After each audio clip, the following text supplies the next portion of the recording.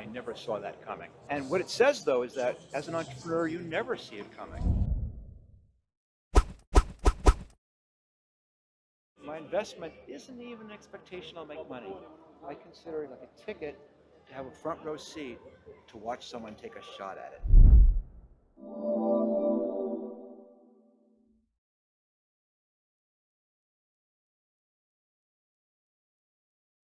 Hello guys, so we are now at Abu Dhabi Finance Week and here with you Anna Tudova and our guest Mark Randolph, who is co-founder of Netflix, one of the largest streaming platforms. So great to have you here, Mark. It's a pleasure. It's great to be here.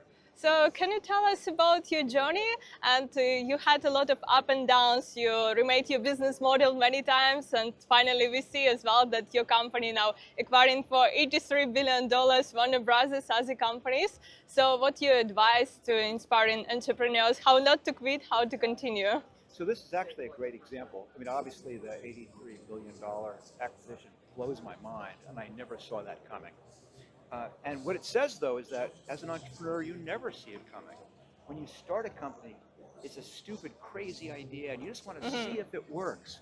But if you kind of stick with it and stay with the twists and turns and be willing to pivot, what this says is you never quite know where it's going to end up. And sometimes where it ends up will amaze you. So the lesson, of course, to young entrepreneurs is you got to start.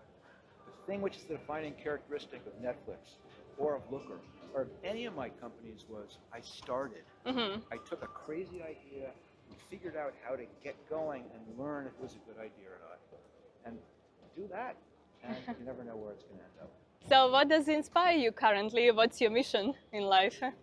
Well, now I've kind of changed over. Now my objective is to help other entrepreneurs hopefully have some of the same opportunities that I have. Not necessarily the same success, but the chance to try things, the chance to start, the chance to see if it's going to work.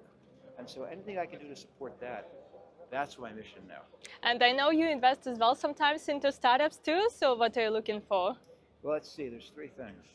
The founder, the number two would be the founder, and then number three would be the founder.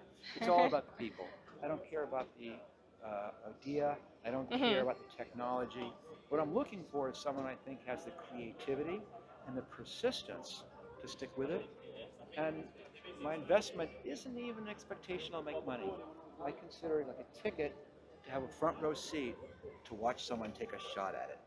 And if that's the case, I'll know what my money's worth. Yeah, that's important. And as well, currently a lot of content and a lot of businesses are substituted by AI. So what's your navigation in this AI age?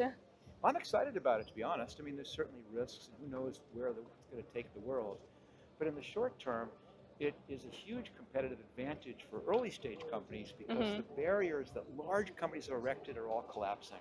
And I must say that if I was 30 years old, I'd be all in on an AI startup taking on some big incumbent. So I thought, I got a chance at now. Start the question, and within the idea is to quickly go, where's the question going? While she's still giving the question, about a third of the way in. You go, okay, I've got the question. Now, what answer would be a great answer to that? Got that. Now, what's the connective tissue that I can naturally make the transition from the question to a really interesting thing to say? It's doing all of that during the question.